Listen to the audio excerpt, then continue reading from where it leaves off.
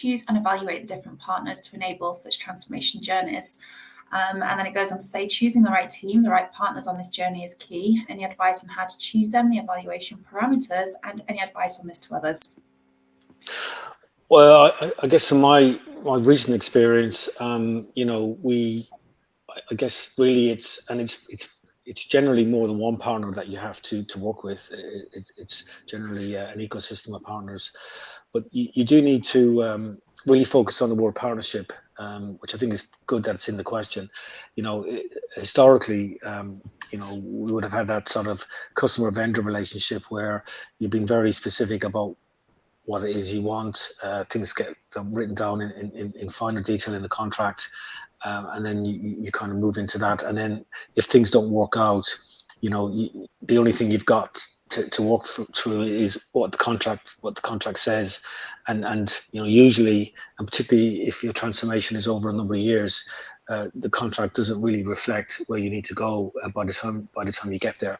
So I guess really it's about choosing an ecosystem where partners are willing and capable of working together in a collaborative environment, are willing to take shared risk and shared reward. And really it's really about finding it. And sometimes you do have to go on those partners who have been successful with you in the past, and often it's down to personal relationships within those partners.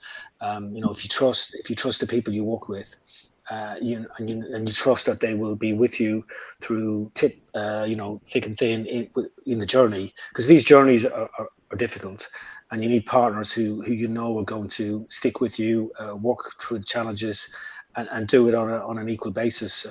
At the end of the day, contractually and commercially, there's a vendor client relationship, and there has to be, I guess contractually, you have to have parameters within which you're working.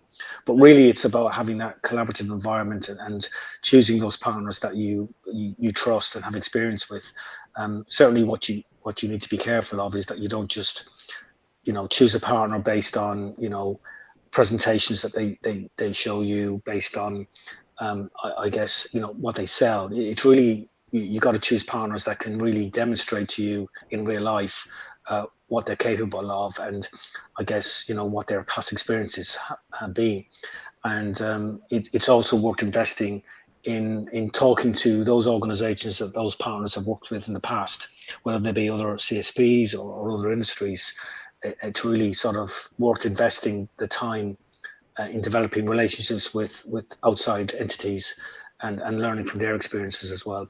But clearly, picking the right partners is critical to success.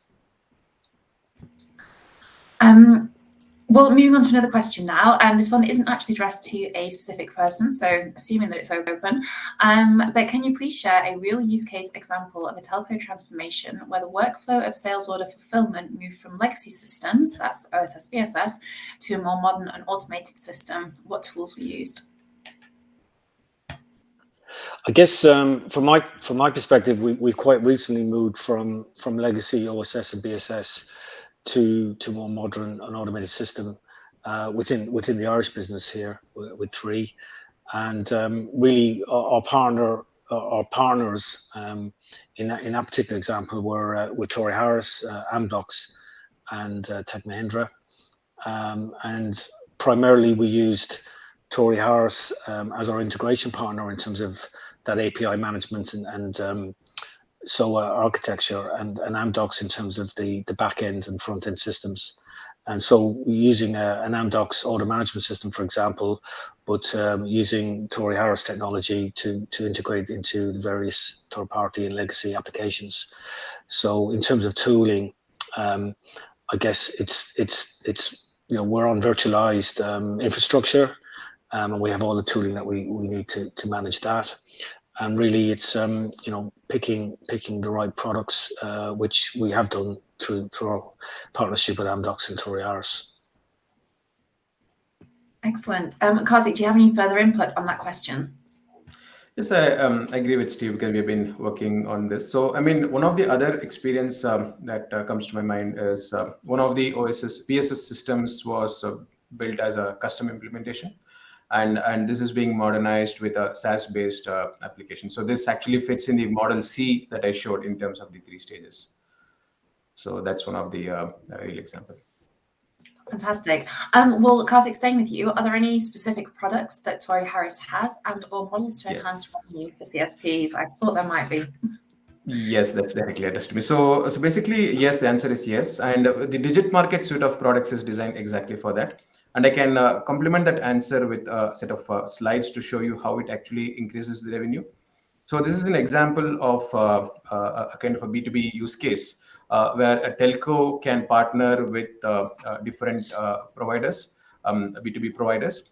And usually telcos can also partner with the adjacent industries like insurance, banks, energy companies to enhance the value offering of each of these independent players. And this creates what we call the network effect. So network effect geometrically increases the transaction value because the value provided by these players to their customers significantly multiplies because they are able to leverage the core capabilities of the telco. And this is how the telcos revenue in their core offerings also increases, and they're also able to generate revenue in the adjacent industry verticals. And in terms of our product offering that fits in this model is the Digit Marketplace. And we allow white labeling licensing model. So white labeling allows Digit Market to be branded as your own.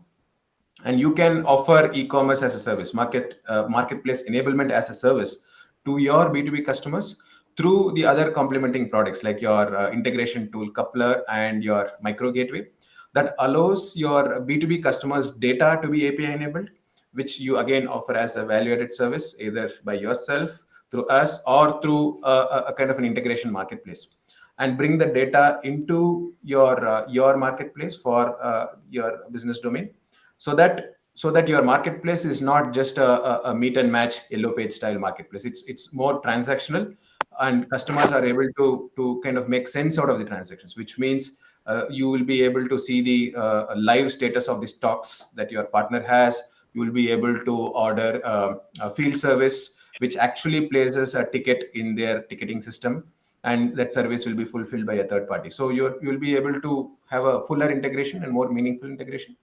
And this is what the industry analysts call this term as value orchestration. So Digit Market offering is the product offering that exactly allows you to do that. Excellent. Well, Karthik, staying with you, can you comment on the regional Middle East telcos? Where are they in the transformation journey compared to Europe? What they need, in your opinion, to enhance both B2B customer experience and employee experiences? Sure. I think from our experience in the Middle East, some of the Middle Eastern telcos have taken the lead. I think one example that comes to mind, again, this is a kind of a public story that I can talk about. There's a telecom called Ooredoo in Qatar. And even before IoT was popular and mainstream, Ooredoo was offering fleet management services. And the last time I saw, they were offering digital healthcare services. So there are a few telcos that are ahead of the game in Middle East, and it's basically it's catching up in terms of the model. So we see a kind of a common pattern where the telcos both in Middle East and Europe are very much interested and moving towards the ecosystem model, which means there is a thought process in terms of what's beyond connectivity. So in any of the conferences that we attend, I mean, the last conference we spoke to a couple of Middle East customers was in the TM Forum conference in the digital transformation world. So after speaking to some of the customers both in Europe and Middle East, this is the observation we had. So in terms of the adoption, it's easier to implement in Middle East because you have the support and sponsorship from the different government agencies. Whereas in Europe, basically it's like a transformation journey that has to be planned due to the kind of dependency on the legacy systems and also the time in which the systems have evolved over a period of time. So different telcos are at the different levels of maturity, and both of them are pretty much going in the same direction is what our observation is. Excellent. Okay, we have a couple more questions here just before we start to kind of wrap up today. So we have about 15 minutes left on the clock for anybody who still wants to submit questions. But just to move through some of those that have already come in, are there legacy transformation tools to move to a cloud-native environment? Does Torry Harris facilitate such legacy modernization for CSPs? Yes. So we specifically have a toolkit called the Legacy to Cloud Native. So Legacy to Cloud Native kit has two sets of components. So one component is the process and the framework part. The second set of tools are the accelerators part. So the process part talks about how you approach the legacy decomposition. So not all legacy systems are alike, right? In some cases, legacy systems are homegrown. In some cases, the legacy system is acquired. In some cases, it's acquired plus there's a lot of custom code built on it. So it's not a kind of an easy thing to kind of use just a tool to kind of automatically convert it into a cloud native mode. So in the worst case scenario is to kind of decompose and identify parts of it. And this can be done in many innovative ways. And this is where you need to look at it from an architecture standpoint. So there are techniques like data virtualization, for example, that allows you to create virtual views on top of your legacy, which again exposes it in the form of APIs. So it modernizes the data in the legacy, and data virtualization is very much suited for read-only data. But when you need to have both read and writes, you need to kind of decompose and containerize it. And this is where a set of tools that we provide comes to picture. So we have the coupler, which is an integration tool. It's built on the microservices principle. So you can use a visual modeling paradigm to model your flows, deploy it in a container. And we provide connectors to some of the common legacy systems. So it accelerates the time taken to recast the legacy code into microservices.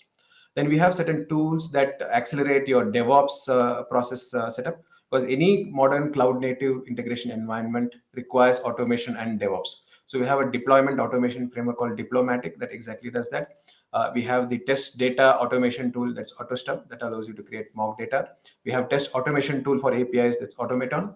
And we have a micro gateway that allows you to create policies on top of your microservices. And this is the API management product that I already talked about, which can be used both as a micro gateway and as a full-fledged API management product. So in summary, this is what we bring to the table in terms of the legacy modernization.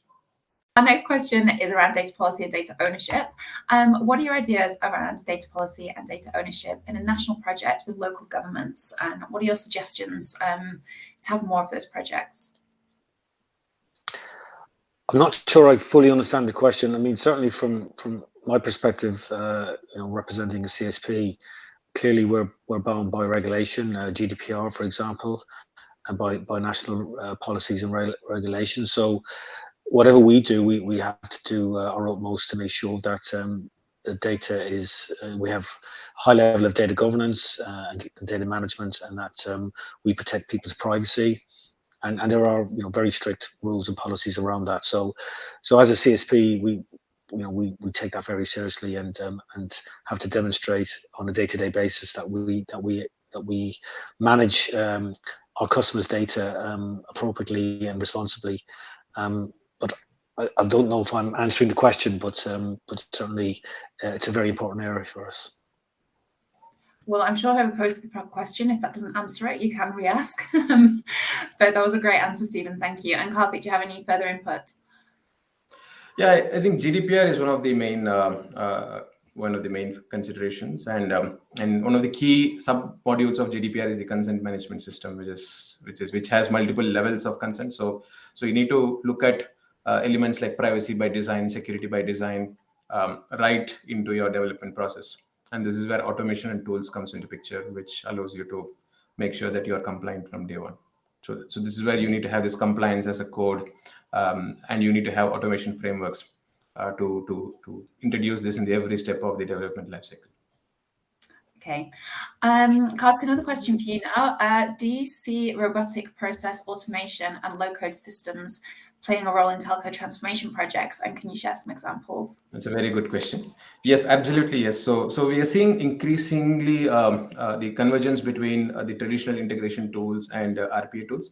So when RPA first started, it all started as a UI automation capabilities, but But over a period of time, what I'm observing is RPAs, there's the overlap between the traditional integration tools and RPAs are very high. So an RPA can be used as a classic integration tool because it allows you to integrate your processes mainly. It also allows you to integrate data because every RPA tool brings in a lot of connectors to the table. So I see coexistence of RPA tools along with your integration tools like an iPaaS or an ESB or a microservices container. So you can factor in RPA as a key building block in the in your part. Then in terms of the low-code systems, low-code system again is a means to improve your speed to market using drag and drop style rules-driven applications, right? So low-code application frameworks can be used in your channel. So we see a lot of low-codes being used in developing mobile apps. So there will be a dependency on low-code systems to the APIs that we expose. So that's the kind of relationship that I see, where low-code fits more in terms of the channel-specific aspects, and your cloud-native integration fits in your API enablement and building the microservices. Fantastic. Well, the audience questions are slowing down just a little bit now. We have answered 9 though, so that's quite a lot of questions. I'm sorry for the grilling, gentlemen. If you do have any further questions, please do send them now. If you're watching this live, you have about a minute left to submit those so that we have time to work through them. But maybe before we wrap up today, gentlemen, I want to both of you. I mean, obviously, Stephen, you've been involved in many projects of this of huge scale and size, and enterprises that we can't even name at this point in time. But huge congratulations on all the successes that you've had there. Maybe drawing on your experience, Stephen, and also yours, Karthik, on the other kind of side of the equation here. What would be your kind of closing comments for CSPs who are watching this today and they're just not really entirely sure where to start?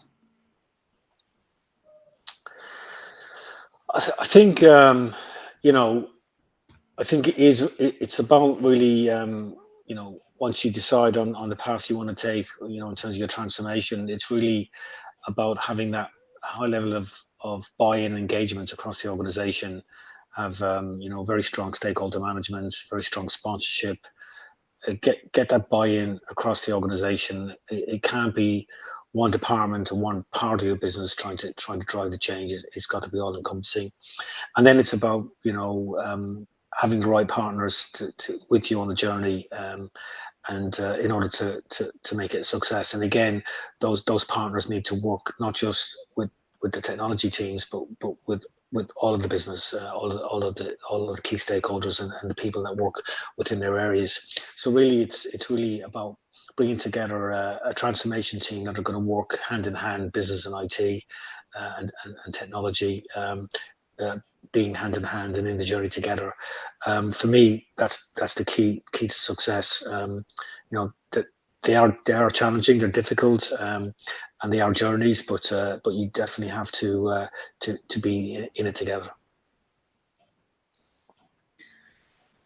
And Karthik, Sure. To add to Steve, it's very important to look at technology from a business perspective. I mean, in terms of how a piece of technology adds difference to the business. So when I say business, I use it as an all-encompassing term to even refer to the end users, the customers, the high street store staff, or a field services engineer.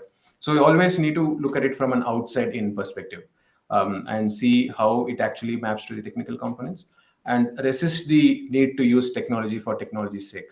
Right? It's like today the amount of tools and frameworks, even if you take the cloud native, the amount of tools you have in the cloud native ecosystem is mind blowing, right? So you need to have discipline in terms of your architecture governance to pick and choose the tool that's fit for purpose, that makes a difference to your customer, and that decreases the time to value, so you're able to make an impact faster.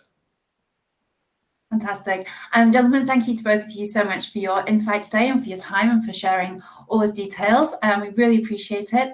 And to the audience, thank you so much for tuning in. That brings us to the end of the session. Thank you very much. Thank you very much.